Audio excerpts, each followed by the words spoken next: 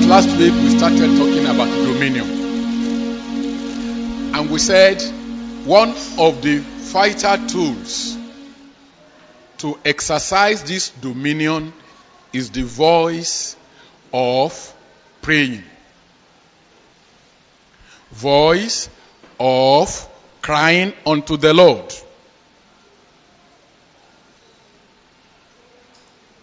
Voice of prayer. And I want to say God has already fully equipped his children with the tools necessary to exercise this domain we are talking about. You know, people, a common saying, they will say, Àdúrà ó ní ọ̀pá Kristẹni láti kíni láti bá Ọlọ́run rìn. And when we just look at it literally, I think those who have eyes problem and are using staff, we understand better the language Àdúrà ó ní ọ̀pá Kristẹni láti bá Ọlọ́run rìn. Because those people cannot take a step without that particular stick. So if prayer actually now is what we refer to as walking stick, even for us as Christians, then it means we can't do without praying. When you look at the life of David when his camp was overrun and they took his people, and David was now talking to God.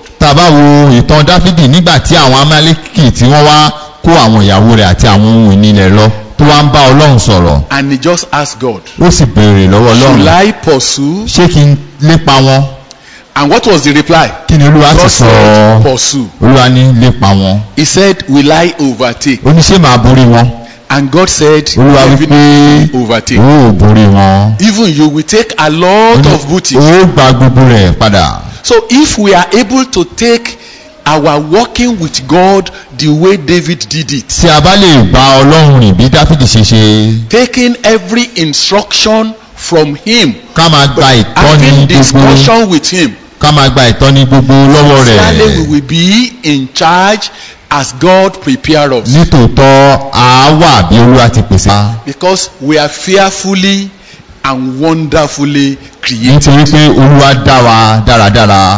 He wants us to be in charge. And we can settle a lot of things on our nail. The scripture says, Olódodo a máa gbàdúrà síwájú ibi. The righteous prayer before the evil day. So you have already settled things. The enjoyment we are enjoying today is a fallback to the prayer we pray yesterday.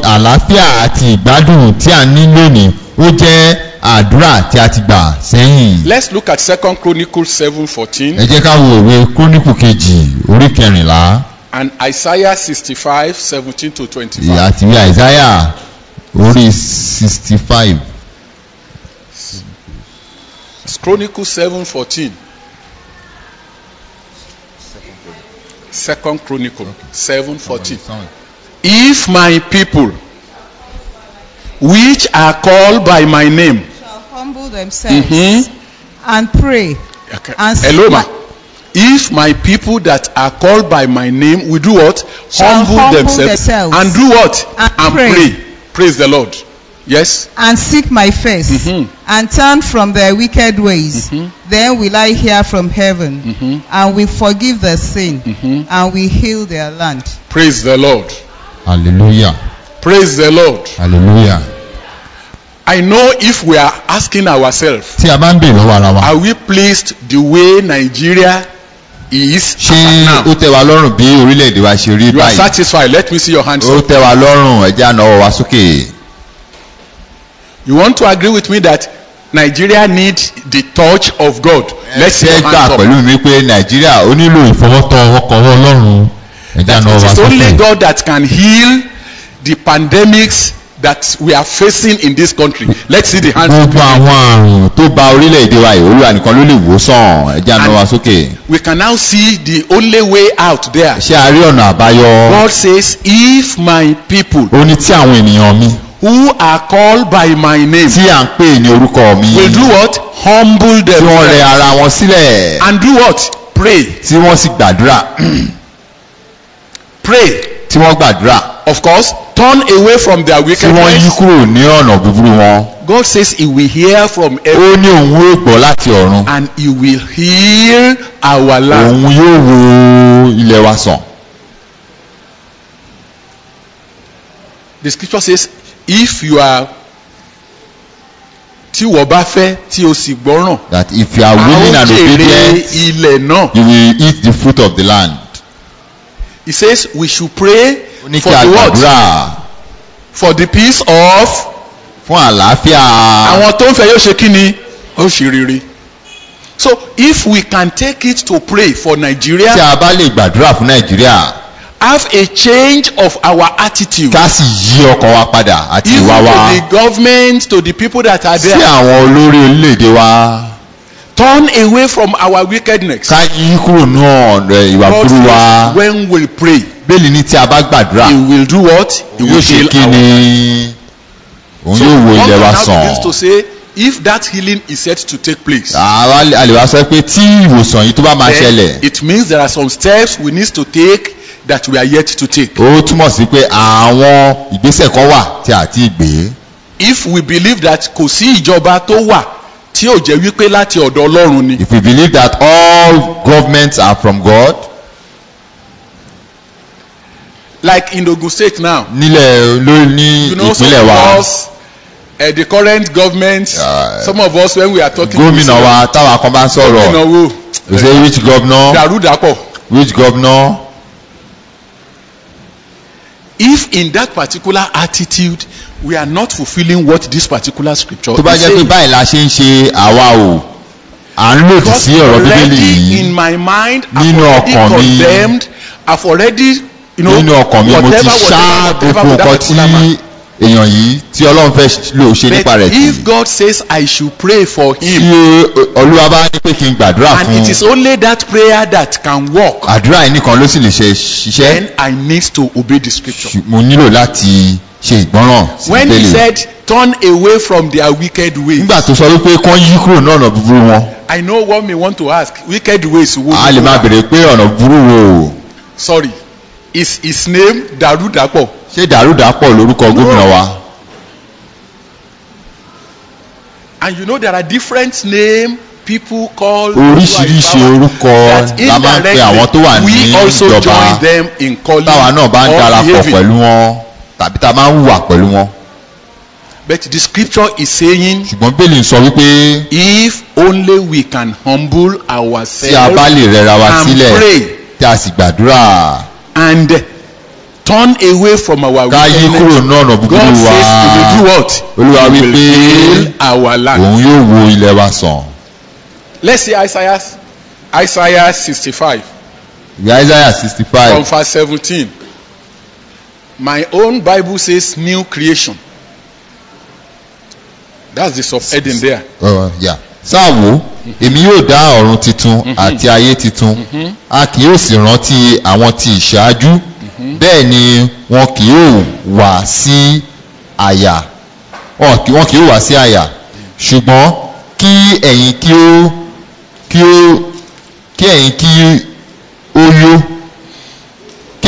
yọ̀ kí inú yín kí ó sì dùn títí láé nínú èyí tí èmi yóò dá nítorí kíyèsí èmi yóò dá Jerúsálẹ́mù ní inú dídùn àti àwọn ènìyàn rẹ̀ ní ayọ̀ èmi yóò sì ṣe àríyá ní Jerúsálẹ́mù èmi yóò sì yọ̀ nínú àwọn ènìyàn mi a kì yóò sì tún gbọ́ ohùn ẹkún mọ́ nínú rẹ̀ tàbí ohùn igbe kì yóò sì sí ọmọ ọwọ́ níbẹ̀ kì yóò sì sí ọmọ ọwọ́ níbẹ̀ tí ọjọ́ rẹ̀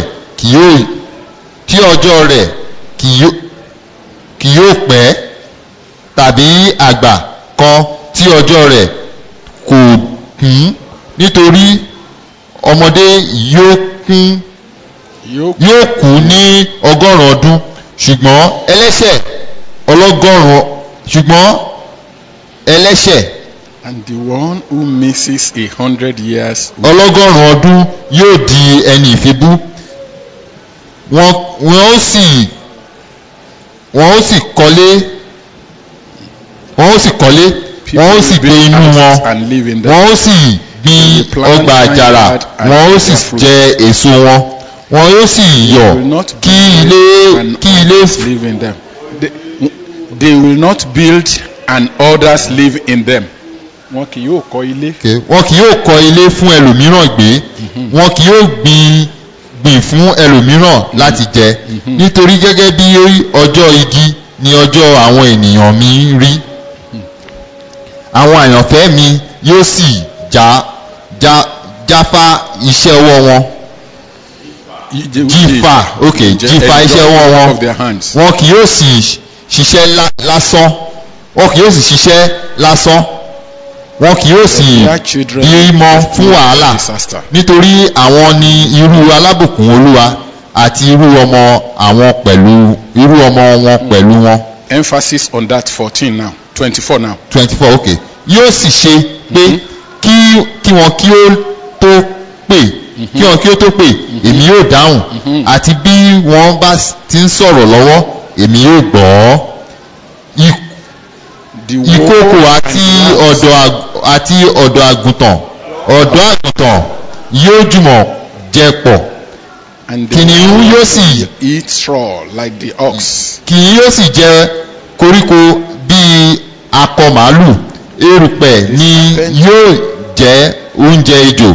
Wọn kì yóò panilára tàbí wọ́n panirun ní gbogbo òkè mímọ́ mi ni Olúwa wí. Praise the Lord. Hallelujah. When you look at where we just read, tá bá wo ibi tí a ṣe kà, you will see what's supposed to be the benefit of that new creation. A rí nǹkan tó yẹ kó jẹ́ àǹfààní ẹ̀dá tuntun yìí. He says ọmọdé tó bá tètè kú á kú lọ́dún mélòó? 100 years. A child that will die in 100 years. He says people will build houses. Àwọn èèyàn yóò kọ́lé wọ́n sì gbénú rẹ̀. They will plant vineyard. Wọ́n gbin ọgbà àjàrà wọ́n jẹ nínú rẹ̀. They will not build and others live. Wọn ò ní kọ́lé fún ẹlòmíràn láti gbénú rẹ̀. They will not plant and other eat. Wọn ò ní gbìn fẹ́lòmíràn láti jẹ. For my people's life will be like the lifetime of a tree. Torí ìgbésí ayé àwọn ènìyàn mi yóò dàbí ìgbésí ayé igi. By choosing one we fully enjoy the work of their hands. Àwọn ènìyàn tí mo ti yàn wọ́n gbádùn iṣẹ́ ọwọ́ wọn. They will not labour without success. Wọn ò ní ṣiṣẹ́ lásán. Or bear children destined for disaster. Tàbí kí wọ́n bímọ fún wàhálà. For they will be a people blessed by the Lord. Wọ́n jẹ́ ènìyàn alábùkún fún. Along with their descendants. Pẹ̀lú àwọn ọmọ wọn. Praise the Lord. Hallelujah. And he now said. Ó wá sọ wípé. Even before they call. Kí wọ́n tó pè. What will he do? He will answer. Èmi yóò gbọ́. While they are still speaking. Nígbà tí wọ́n sì sọ̀rọ̀. I will hear. Èmi yóò dáhùn.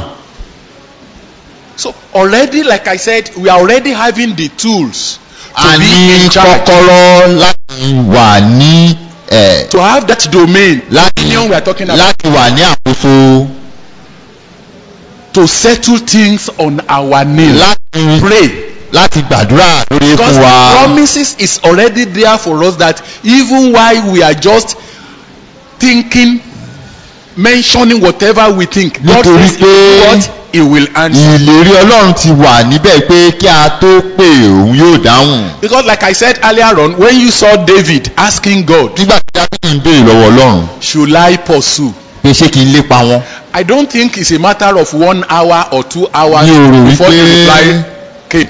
Wákàtí méjì It's like immediately Lulu he kọ́lọ́run tó asked dá God lóhùn. to say, God, should I pursue? gbà tó béèrè lọ́wọ́ Ọlọ́run pé Olúwa ṣé kí n lépa Instantly, what wọn. follow? God says, Olúwa ní lépa wọn. so we already have that tools, and if we fail to go on our knee to settle a ní things, kọ́kọ́rọ́ yìí tàbá wa lọ lórí eékún wa then láti bẹ̀ ohun tó yẹ Ọlọ́run. kó jẹ́ tá a máa ṣe darí ẹ̀. What Now ought to come be our back to benefit be our and Lord. what ought to be our benefit and what we ought to be controlling àwa máa jẹ gàba lórí wa.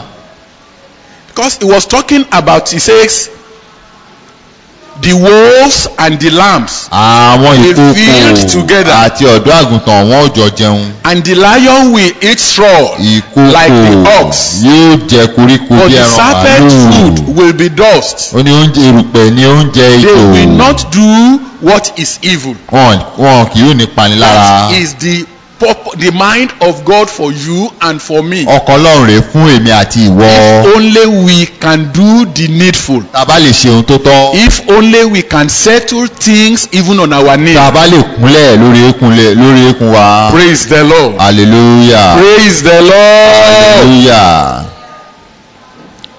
When we go to Matthew 7 to 11, it was saying, keep asking, tá a bá lọ sí Keep ìwé searching. Matthew keep knocking. orí keje ẹsẹ̀ keje ó ní ká máa kọ̀kùn ká máa wá ká máa béèrè. Matthew 18 talk about prayer of agreement. ìwé Matthew orí kejìdínlógún ó sọ̀rọ̀ pa àdúrà àgbàpọ̀. When we go to Matthew 21, it was talking about moving mountains. nígbà tá a bá lọ sí ìwé Matthew orí kọkànléníogún ó ń sọ̀rọ̀ nípa ká mú òkè wálẹ̀. Praise ká the sọ fún Lord. òkè pé ó ṣídìí. So it is the will of God that we are in charge. We are in control. ìfẹ́ Olúwa ni wípé káwa wà ní And the àkóso. tools are already at our disposal. kọ́kọ́rọ́ sì wà lọ́wọ́ wa. Okay, kankan wà ní. Is there any mountain, any problem, ṣé òkè any kankan wà situation? àbí wàhálà kan wà àbí ohun kan wà. The scripture is already saying, ọ̀rọ̀ Ọlọ́run sọ only we wípé have that faith. tá a bá ní ìgbàgbọ́ and we can command tá a sì lè pàṣẹ and say, be ye moved, pé ìwọ òkè and we do not ṣídìí doubt. What will happen? tá a The sì mountain will move. rí tá a sì ṣiyèméjì. Only to stand upon the promises of God that never fails. kákọ̀ dúró lórí ìlérí Ọlọ́run tí kì í yẹ̀. If you go to Philippians 4:6, was talking about, don't worry. tá a bá lọ sí ìwé Fílípì orí kẹrin ó What ń do sọ̀rọ̀ you do? wípé ká má ṣe àníyàn By prayer, pé nípa àdúrà supplication, àti ẹ̀bẹ̀ we should do what? ká ṣe kí We ni should make our request. ká mú Don't ìbéèrè worry. wa wá sọ́dọ̀ Don't worry. Ọlọ́run. Prayer àdúrà as a vessel to be in charge, gẹ́gẹ́ bí to be in kọ́kọ́rọ́ control. láti wà ní àkóso. Let's see James 5:15 to 18. yẹ ká wòwe Jákọ́bù orí karùn-ún James 5:15 to 18. Jákọ́bù orí karùn-ún ẹsẹ̀ kẹẹ̀ẹ́dógún sí kẹtàdínlógún.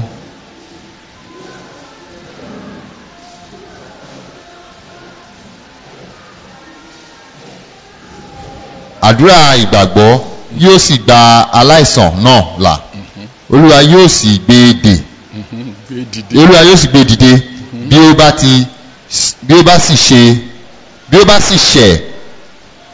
sì ṣe pé ó dẹ́ṣẹ̀ a ó dáríjì. ẹ jẹ́wọ́ ẹ̀ṣẹ̀ yín fún ara yín kí ẹ sì máa gbàdúrà fún ara yín kí a lè mú yín lára dá. iṣẹ́ tí àdúrà olódodo ń ṣe ní agbára púpọ̀. ènìyàn onírú ìwà bí àwa ni Èlíjà ó gbàdúrà gidigidi pé kí òjò máa rọ̀ òjò kò sì rọ̀ sí orí ilẹ̀ fún ọdún mẹ́ta Praise àti the oṣù Lord. mẹ́fà. Probably let's read it in English. And the prayer of faith will save the sick, And the Lord will raise him up. and the Lord will raise him up. And if he has committed sins, And if he has committed sin, he will be forgiven. he will be forgiven. Confess your trespasses to one another Yes, and pray for one another yes, that you may be healed. yes. The effective, fervent prayer of a righteous man avails much. Yes. Elijah Mhm. was a man with a nature like ours, and he prayed earnestly that it would not rain, and it did not rain on the land for 3 years and 6 months. And he prayed again, and the heaven gave rain, and the earth produced its fruit. Praise the Lord. Elijah is like what? Is a man of like passion, like us. Elijah ènìyàn bí onírú wa And ni. he pray what? He pray how? Ó gbàdúrà. Earnestly. Ó gbàdúrà gidigidi. He pray Ó earnestly. gbàdúrà gidigidi. And he was able to control, to say, Ojo, dúró. And he told the rain to stop. And for good 3.5 years. Fún ọdún mẹ́ta àbọ̀. And when kò he sí prayed sódò. again to say, Oya Ojo, rọ̀. Nígbà tó tí ìyàwó sọ fódò kó Òjò lọ rọ̀. and it Kí ni rained. ilẹ̀ ṣe? What happened? So God already provided us with what we need to be in that dominion. Olúwa ti Charge. fún wa ní kọ́kọ́rọ́ láti wà ní àkóso. Because when you look at that, James, he was talking about pray. Tabari ìwé Pray, ìwé pray. Jacob ń sọ̀rọ̀ nípa ká gbàdúrà. So if only we can pray, Taba lè gbàdúrà. you can be sure that we will have results Yóò dá wa like lójú that of pé Elisha. a ó ní èsì Elijah. bíi ti ìdáhùn àtèsì bíi ti Elijah. John 14:14. Ìwé Jòhánù orí kẹrìnlá ẹsẹ̀ kẹrìnlá.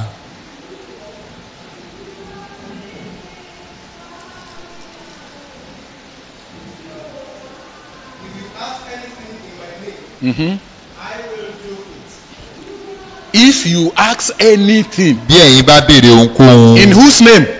ní orúkọ ta ni ní orúkọ mi, He said he will do what? èmi yóò He ṣe will do é. it.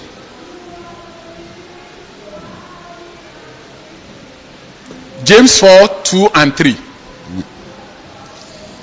Ìwé Jákọ́bù orí kẹrin ẹsẹ̀ kejì àti ẹsẹ̀ kẹta.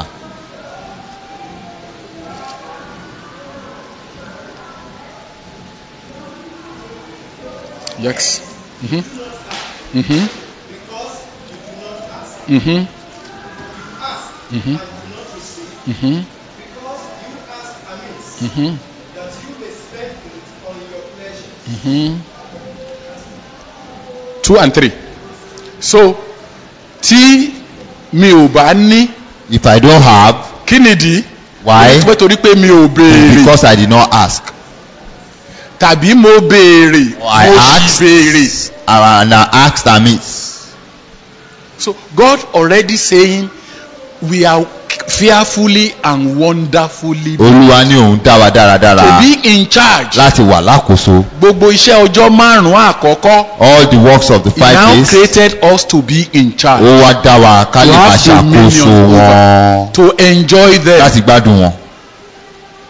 And one of the weapons we can do this is through this particular Kọ́kọ́rọ́ tó thing. fún wa láti lè ṣe Voice òun of ní prayer. àdúrà. To pray without Ká ceasing. gbàdúrà láìsinmi.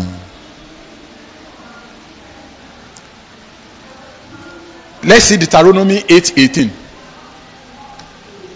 Ìwé Deuteronomy orí kẹjọ ẹsẹ̀ kejìdínlógún.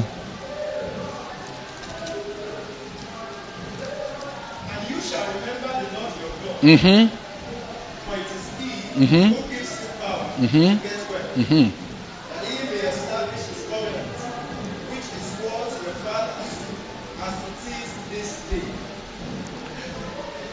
I don't know whatever may be the nature of what is happening in the country. Mi ò mọ nǹkan tó ń ṣẹlẹ̀. Sincerely, God is saying Olúwa ń wí He pé is able to give you the power òun lè fún ẹ to ní do agbára what? To get wealth. láti ní ọrọ̀. Kì í ṣe nípa mo mèrè sá. It's not by race. Kì í ṣe nípa pé nínú family wa It's not that In in our fact, family business yẹn òun ni wọ́n business, that's the business that they and are wọ́n tẹ̀ tí ń doing, ṣe wọ́n ń là. and they are doing it and making it. But if only we can tap to the person that is promised to give us the what? The power to make Ṣùgbọ́n what?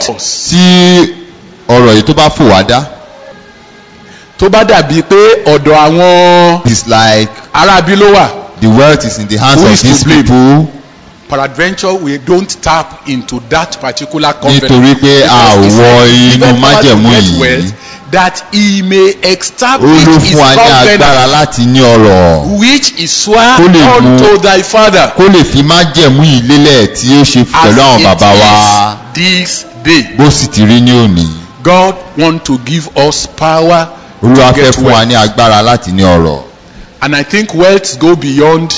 I'm just meeting the 3 square meal. ọrọ̀ ju wípé mò ń jẹun lẹ́ẹ̀mẹ́ta lọ.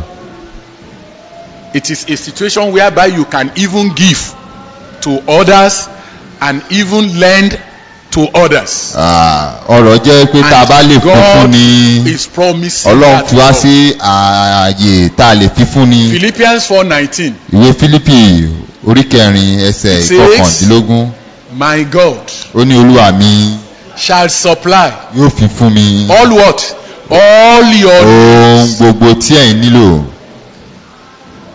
My God, olúwa your mi God, ọlọ́run will mi do what? yóò ṣe Will kí ni supply yóò fi fún all yín our need ohun gbogbo tí a according to nílò his riches in glory. gẹ́gẹ́ By bí who? By Christ. ọ̀rọ̀ rẹ̀ nínú Kristi Jésù. So I should be in control. mo gbọ́dọ̀ wà ní àkóso. The làálàá, you know, it's Gbogbo làálàá. ìbùkún Olúwa ló ṣe May the kíni blessing of the ló Lord mú ní là make it láì ṣe kíni rich láì fi làálàá without kún. sorrow. And you know one thing that is common, at times we say after running up and down mo ń jẹ nígbà tá a bá sáré sókè sáré sódò a ní Mo ń jẹ oúnjẹ oògùn ojú ojú mi. mi. But if you go by that particular scripture, it says tá a bá wo ẹsẹ̀ bíbélì ìbùkún Olúwa It says ní it's the mú blessing ní of the là Lord láì fi làálàá that kún. make rich without sorrow. And God says he will do what? Provide olúwa ní òun He yóò will pèsè supply all your needs ohun gbogbo according to àìní his riches in gẹ́gẹ́ bí glory ọrọ̀ by rẹ̀ Christ Jesus. nínú ògo nínú Kristi So if he Jésù. promised to supply, tó bá ṣèlérí then what should I láti do? fi fún wa kí ni kí n wá I ṣe. should be ready to demand, mo gbọ́dọ̀ ṣetán láti Ask for. béèrè pray for, kí n gbàdúrà without ceasing. láì ṣàárẹ̀. Praise the Lord. hallelujah. Praise the Lord. Yeah. Jeremiah 32:27 ìwé Jeremiah orí kejìléní and 1 Peter 2:24. Then we close. Jeremiah 32:27. Behold, Mm-hmm. I am the Lord, Mm-hmm. the God of all flesh. Mm-hmm. Is there anything too hard for me? 32:27, not 24. 27. No, what is on the something also? No. Okay, what you change it? Behold, I am the Lord, the God of what? All flesh. èmi lọ́lọ́run gbogbo ara Is ara. there anything too ohun hard kan ha for wà me? tó ṣòro fún mi bí Any sickness àìsàn kan wà that he cannot handle? tí kò kápá ọlọ́run tọ́lọ́run ò kápá. Even he says, at the mentioning of the name of Jesus, what happened? pé tá a bá dárúkọ Every Jésù name shall do what? gbogbo eku yóò Every tongue wólẹ̀ confess that what? Jesus is àti Lord. gbogbo ẹnu yóò jẹ́wọ́ pé Jésù ni Olúwa. Praise the Lord. hallelujah. Praise the Lord. First Peter hallelujah. 2:24. Pétérù kìíní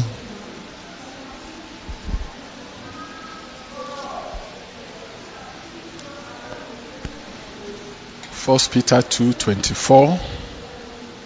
Àbí kò débẹ̀? First Peter. Okay. First Peter 2:24. ẹni tí òun ara rẹ̀ fi ara rẹ̀ rú ẹ̀ṣẹ̀ wa lórí igi pé kí àwa kí ó lè di òkú sí ẹ̀ṣẹ̀ kí a sì di ààyè sí òdodo nípa ìyìnà ẹni tí a mú yín láradá. Praise the Lord. hallelujah. By whose stripes nípa you are ẹ̀nà what? You are healed. ẹni tí a mú yín láradá. By its stripes nípa ìnà ye are healed. ẹni tí a mú yín láradá. We normally sing it. Ikú oró tí ń bá kú, ìyà ẹ̀ṣẹ̀ tí ń bá jẹ, gbogbo rẹ̀ ló ti kó lọ.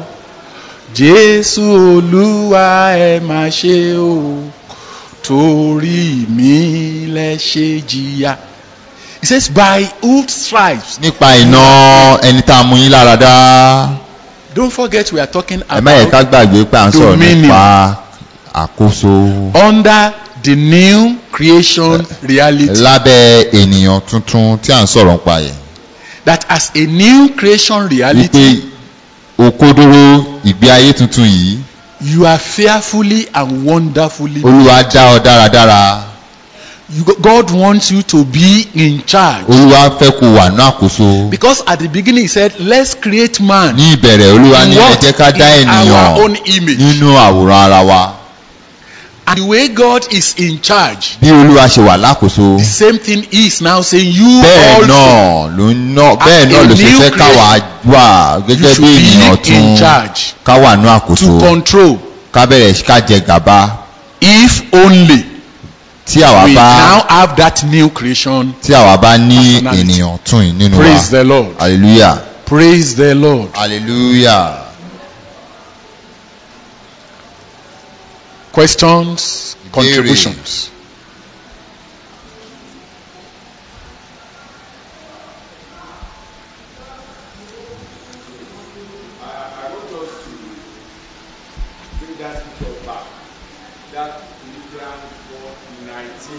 Ask a question for all of us Okay, sir. to clarify anxiety Okay. or to lay to Philippians rest 4:19. anxiety. Please give us Philippians 4:19. Yes. It says, but my God shall supply all your needs. Not want. All that's what I'm saying. That's where I'm going.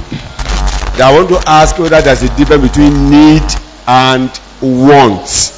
If there is, so what is the difference? So that we will not be confused when we are believing God for certain things and He fails to give us. Well, the question is for the whole house. Is there any difference between needs and wants? àbí ohun tí a nílò. Because peradventure, if what I'm presenting to God is wants, tó bá yẹ pé nǹkan tí mo fẹ́ ni mo mú lọ bá Ọlọ́run. God is not bound to provide those wants. Olúwa lè máa If they are pèsè not need. tí ò bá jẹ́ nǹkan tí mo nílò.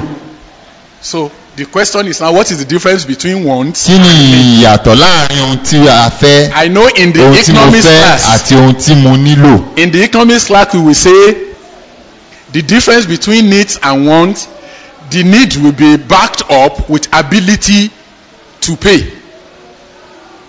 When the ability to pay is not there, it is Until not that a is mere want in economics class. nínú kíláàsì okòwò wọ́n ní pé tí ò bá ti. Even we will say effective demand.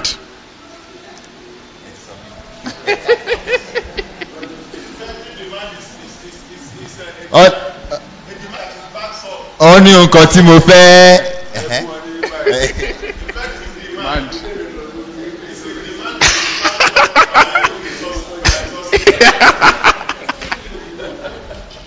Okay, wọ́n ní kí n sọ Yorùbá bẹ́ẹ̀ kí n kọ́kọ́ sọ lóyìnbó náà.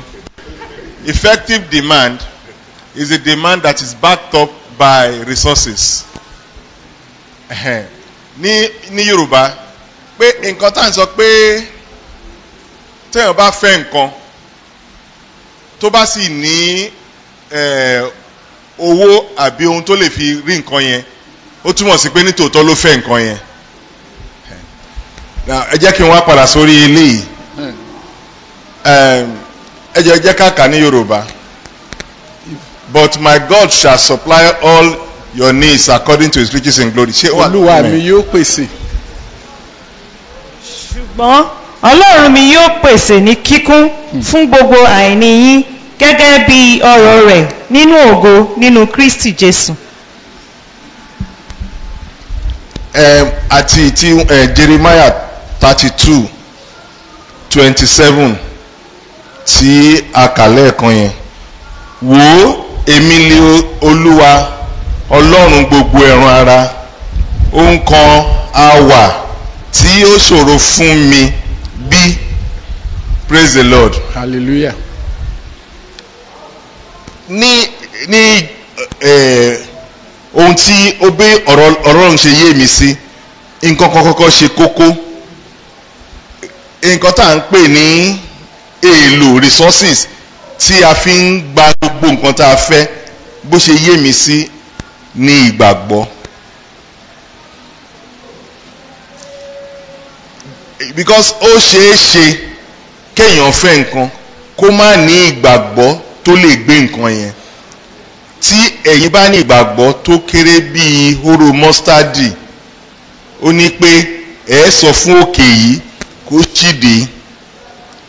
Nǹkan tí ìgbàgbọ́ yẹn túmọ̀ sí ni wípé ní ìgbà míì a bá fẹ́ nǹkan lọ́wọ́ Ọlọ́run a máa sọ fún Ọlọ́run àbí àti ẹ̀fẹ́ nǹkan a máa tẹ̀ sọ pé Ọlọ́run a máa sọ wípé bẹ́lẹ̀ yóò bá ṣe é ṣe a dẹ̀ bọ́ sí ìpele kejì àbí ìpele kẹta. Number one tí options tí Ọlọ́run ò bá pèsè ilé yẹn tá a bá lè parí ilé yẹn tí ọdún yóò fi parí àkùkù ẹ jẹ́ kí n máa gẹ́ẹ̀tì owó oṣù tí máa fi san ti rẹ́ǹtì ọdún tó ń bọ̀. Praise the Lord. ṣe mọ̀ pé à ń rò bẹ́ẹ̀ ṣùgbọ́n ó ní àwọn ibi méjì kan tí Ọlọ́run ti ṣe àwọn nǹkan kan tí ìgbàgbọ́ àwọn èèyàn tí wọ́n ń bèrè lọ́wọ́ Ọlọ́run yẹn ló ṣe. Alákọ̀ọ́kọ́ ẹ̀ ní ti àwọn ọmọ Hébérù yẹn mẹ́ta nígbà tí wọ́n ní kí wọ́n forí balẹ̀ tí wọ́n ò bá forí balẹ̀ wọ́n ní wọ́n sọ wọ́n sí inú iná. Wọ́n ní àwọn ọmọ Hébérù yẹn wá sọ fún kábíyèsí pé ẹ̀sà ẹ má ṣòpò ṣe wàhálà púpọ̀ a ní forí balẹ̀ torí Ọlọ́run táwa ń sìn á gbà wá even tẹ bá sọwọ́ sínú iná ṣùgbọ́n bí ò bá gbà wá náà a nítorí ẹ̀ forí balẹ̀. Ṣe rí pé wọ́n ti kàn pa sọ́dọ̀ Ọlọ́run báyẹn bíi pé kò sí kábàtì ẹ̀sọ́pọ̀ Ọlọ́run kò sí bàbá tó lè gbọ́ irú ọ̀rọ̀ yẹn bóyá kí àwọn ọmọ yẹn ṣeré mẹ́ ìkan pé I will beat you kí bàbá ẹ̀ wà nílé kọ́mọ yẹn máa fèsì pé you cannot beat me my father has power he will beat you and beat your father. Kí ọmọ yẹn kọ́mọ méjì máa dá parí yìí bẹ́ẹ̀ kọ́ máa fẹ́ bára wọn jà kí bàbá wa ń bẹ̀ kó máa gbọ́ kéèyàn kó máa sọ fún mi pé màá lù ẹ́ kọ́mọ yẹn máa sọ wípé ó lè lù mí o bó bá tiẹ̀ lù mí bàbá tó jáde yóò lù ọ́ yóò lù bàbá rẹ̀ gẹ́gẹ́ bí bàbá inú mi á pè yẹ ọmọ mi mọ̀ pé mo lágbára. Bẹ́ẹ̀ ni àwọn Hébérù mẹ́ta yẹn ni wọ́n ṣe pọ́n Ọlọ́run lé lójú ọba yẹn. Amen. So nǹkan tá a bá ń fẹ́ lọ́dọ̀ Ọlọ́run ṣé ìgbàgbọ́ wa gbé láti béèrè ẹ̀ ṣé kìí ṣe pé a ti ní option B síbì kan. Because ó ti sọ wípé there is nothing too difficult for him to do. Even if you consider that pé nǹkan tí mi ṣe rí kíní yẹn ni pé torí kíní yẹn jẹ́ want ni kì í ṣe need. Number one ṣé gbàgbọ́ ẹ gbé pé Ọlọ́run lè ṣe. Tàbá gbàdúrà fẹ́ lómi bá sọ pé nìkan pé ó yẹ jẹ́ ká gbàdúrà Ọlọ́run lè ṣe kíní yẹn. Ó sọ pé ẹ kàn tiẹ̀ fún mi ní nǹkan kan bí a ti tẹ̀ rí change kan gbà lọ́wọ́ yín. No, you are telling that person pé God cannot do it. Praise the Lord. Ẹ jẹ́ kí n fi lè round it up. Mo lọ síbi kan lẹ́kọ̀ọ́ lánàá. Ọ̀rẹ́kan nínú àwọn tajọ dé ó ń ṣe ìdúpẹ́ ó ń ṣayẹyẹ. So a lọ síbẹ̀. Driver ẹ̀ wá sọ fún mi pé bí mo ṣe wọlé ni driver sọ fún mi pé daddy a mà ti rí ọmọ yẹn. Ó lálẹ́ àná lóde ìyẹn túmọ̀ sí pé ìjẹta. Ní nǹkan bíi oṣù September 20 something ni wọn ti rí ọmọ ẹ̀ mọ́. Ọmọ ẹ̀ kàn lọ sí di ATM ó fẹ́ lọ gbowó títí di ìjẹta yẹn ni wọn ò sì rí mọ́. Nígbà tí mo lọ síbẹ̀ ní mo ń padà sí Jos mo wá sí Èkó mo ń padà sí Jos by here mo sùn nílé wọn torí ìṣẹ́rí náà ń gbé join ní driver yẹn sọ fún mi mo wá ní kó wá ká gbàdúrà. Now bàbá ẹ̀ ti sọ pé ọmọ yẹn tẹ́lẹ̀ náà òun ò trust yẹ ó burú ó ṣe ó mọ̀ mo sọ pé ọ̀rọ̀ tẹ́ ń sọ yìí tí màmá ọmọ yẹn bá ń gbọ́ inú ẹ̀ ò lè dùn ó ṣé yín sìn Yorùbá máa sọ pé ọmọ búburú àlefífẹ́ ó ṣòro lè fún ẹkùn pa jẹ. And I prayed with him and I had the assurance as I was praying that that son will come back. Ọkàn mi ìgbàgbọ́ wà ní ọkàn mi pé ọmọ yẹn máa padà wá ipe wọ́n máa rọ́ ọmọ yẹn. And bí mo ṣe ń gbàdúrà nìyẹn wípé nígbà tó ọmọ yẹn bá dé a máa dúpẹ́ lọ́wọ́ Ọlọ́run. And ọmọ yẹn dẹ̀ padà wá. Number one, wọn ò kọ lẹ́tà sí wọn o, wọn ò pè wọn o, wọn ò sọ pé báyìí ni o láti September. Ọmọ yẹn dẹ̀ dé padà. Ọ̀pọ̀lọpọ̀ mo pé bàbá ò gbàgbọ́ ọmọ yẹn máa padà wá. Òótọ́ tó wà níbẹ̀ ni wípé currency tá a fi ń rí nǹkan gbà lọ́wọ́ Ọlọ́run tí mo fẹ́ ká establish faith is faith. And ẹni tí ò bá dẹ̀ ní ìgbàgbọ́ number one ó tara ẹ̀ ní àdánù ó parẹ́ ládàánù wípé kò ní rí nǹkan gbà lọ́wọ́ Ọlọ́run. Number two kò lè tẹ́ Ọlọ́run lọ́rùn láíláí á kàn máa ṣe ni. I don't know how difficult that is. Mi mọ̀ bó ṣe le tó láti lè comprehend láti lè di nǹkan yẹn mú but kò sí nǹkan tá a lè rí gbà based on nǹkan tá à ń sọ yìí láì rí gbàgbọ́. In economics now the currency to buy whatever you want to make it effective is faith. It's naira but in things of God is faith. Praise the Lord. Praise the Lord. Hallelujah. Tẹ́ ẹ bá wo ibi kan tá a gbé kà ó ní pé ẹ kò ní nítorí pé ẹ kò béèrè. Because you have not asked. Tàbí ẹ béèrè. You have asked. Ẹ ṣì béèrè. Even when you ask amiss. In Nigeria of today. Ní Nàìjíríà tá a wà lónìí. I know if you ask, I want to look at àwa tá a wà nínú church báyìí àgbàlagbà ní gbogbo wa. Àbọ̀dá mi ti dàgbà àwọn ti lè gun mọ́tò.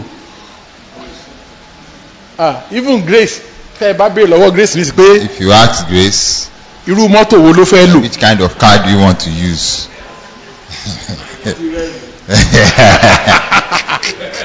The type tó máa sọ fún mi pé òun fẹ́ lò. Irú mọ́tò tó máa ní òun fẹ́ lò.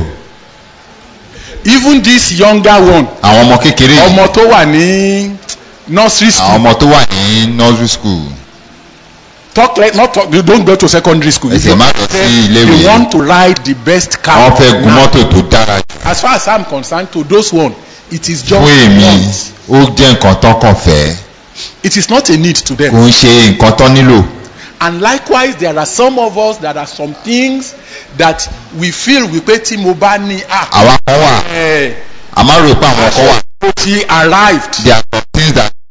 It is not a need. Òun ṣe nǹkan tá a nílò. God is concerned. Fún Ọlọ́run. Because he says he will provide for us. Olóhùn yóò pèsè. According to his riches. Gẹ́gẹ́ bí ògo ọrọ̀ rẹ̀. So ìpèsè yẹn ti wà nínú. That provision is in God. It is only if what you are asking for. Tó bá jẹ́ pé nǹkan tó ń béèrè fún ó bá ògo ọrọ̀ Kristi mu. That we meet. Ìgbà yẹn ni ó jẹ́.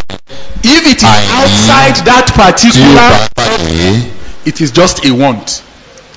God is not bound to meet such a thing. Ọlọ́run kò ń ṣe pọn dandan fún láti bá gbogbo àìníbẹ̀ pàdé. Ó ní oníyèméjì kò lè ṣe kí ni. Said a double-minded person lọ́dọ̀ Ọlọ́run cannot receive anything from God. But I think what our brother was trying to. Let me just first of all need and want. Àìní àti nǹkan tí mo nílò. Àwọn ọ̀rọ̀ méjì tí ìtumọ̀ wọn jọra wọn ni méjèèjì right but fún àpẹẹrẹ now ebi ń pa mí kí ni inú mi ń fẹ́ oúnjẹ kí ló wù mí jẹ rice àbí iyán bet rice jáde kí ni inú mi ń fẹ́ oúnjẹ Ọlọ́run ti pèsè àbí ó pèsè ó ti pèsè abẹ́ understand ibi tí mo ń lọ yẹn want àti need they are synonyms ọ̀rọ̀ méjì tí ìtumọ̀ wọn tó jọra wọn ṣùgbọ́n ó yàtọ̀ níbi tabaníkà wo kúlẹ̀kúlẹ̀ rẹ̀ ó yàtọ̀ amen. So it's like and then tó bá dé ìkórìtà yẹn tí ìyẹn wù mí jẹ tọ́lọ́run pèsè ẹ̀bà Ọlọ́run ti pèsè tí ó ti pèsè oògùn ebi ìtí ṣe oúnjẹ bẹ̀tì tí mò ń fẹ́ nìyẹn tí n bá ti rí oògùn ebi yẹn kílẹ̀ kí n ṣe Olúwa mo dúpẹ́ ṣùgbọ́n níjọ́ mi ẹ̀ fún mi níyẹn jẹ kò sí nǹkan tó ṣòro ṣe fÓlúwa àbí ó wà nǹkan ta kọ́ ní àárọ̀ yìí náà níjọ́ tó bá wọ ọ̀fẹ́ Ọlọ́run láti fún mi níyẹn jẹ kí ló máa ṣe á pèsè yẹn fún mi praise the Lord. So that's what I want. A máa gbàdúrà yes bóyá n ta need gẹ́gẹ́ bí ọ̀rọ̀ tán tó sọ náà àti ń gbàdúrà àwa nǹkan tá bá ṣe ń gbà á ń béèrè nǹkan pàtó látọ̀dọ̀ Olúwa lè fún wa ní nǹkan yẹn ó dẹ̀ lè fún wa ní tó fara pẹ́ kádùkọ́ lọ́wọ́ Olúwa àti rí nǹkan gbà hallelujah ṣùgbọ́n kì í ṣe ń tó lòdì sí ọ̀rọ̀ mímọ́ láti béèrè nǹkan pàtó èyí tá à ń fẹ́ lọ́dọ̀ Olúwa bẹ́ẹ̀ tí Olúwa bá fún wa tó bá fara pẹ́ tó lè ṣe nǹkan tí n tá ń béèrè lè ṣe ẹ jẹ́ á dúpẹ́ lọ́wọ́ rẹ̀ praise the Lord.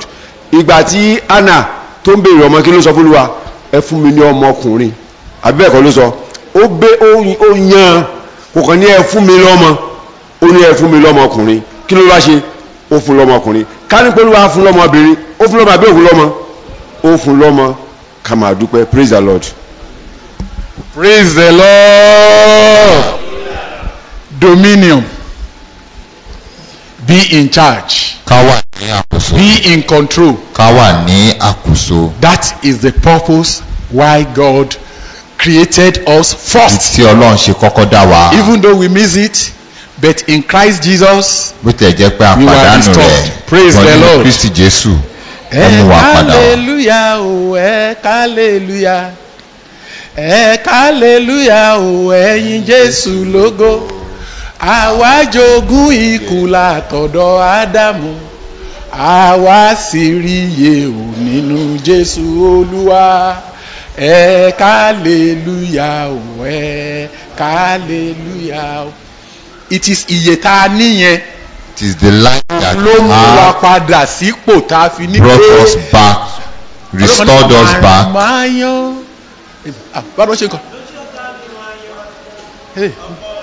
Bí wọ́n ṣe orin yẹn ṣe wá ẹ̀ ràn mí lọ́wọ́. Máa rìn lójú rẹ̀ Sátánì, máa rìn máa yan. Bàbá mi ló nílẹ̀, máa rìn máa. Bàbá mi ló nílẹ̀, máa rìn máa yan. Ojú Sátánì, máa rìn máa.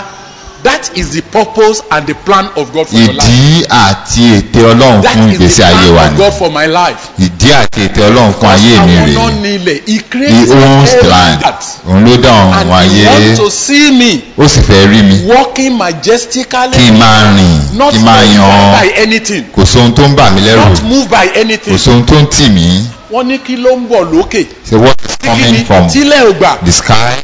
Nothing. Nothing. Nothing. Kò sí. Òkè wo ló fẹ́ ga ju Ọlọ́run lọ? Which mountain can be higher than Òkè wo ló fẹ́ God? ga ju Ọlọ́run lọ? What problem? Which problem can Then be if higher than I have God? that particular nature of Tí n Christ, bá ní ìgbésí ayé Kristi yìí, that dominion, I will exercise it. wọ́n Let's just lo bow down our agbára heads. àti àkóso mi. Let's talk to God. Ẹ já bá Olúwa sọ̀rọ̀. Dominion, dominion, dominion. Àkóso Through praying, the nípasẹ̀ àdúrà. voice of prayer, Nípasẹ̀ the àdúrà. voice of prayer, Nípasẹ̀ the àdúrà. voice of prayer. Ohun àdúrà. Láàárọ̀, lọ́sàn-án, In the morning, lálẹ́. in the afternoon, in the night. Before we take any action, taking Ká tó ṣe steps, kankan. it's like looking unto God and say, Ká God, wo Jésù ká ní Olúwa. what should I Ẹ tọ́ do? mi sọ́nà. How do I handle this? Báwo ni kí n ṣe ṣe é? Wọ́n ní adùn ń ṣe bí ohun tí Olúwa tó lọ́wọ́ sí. And so, Father, we want to say thank you for today. We pray that you will not leave us until we personify this in the name of Jesus.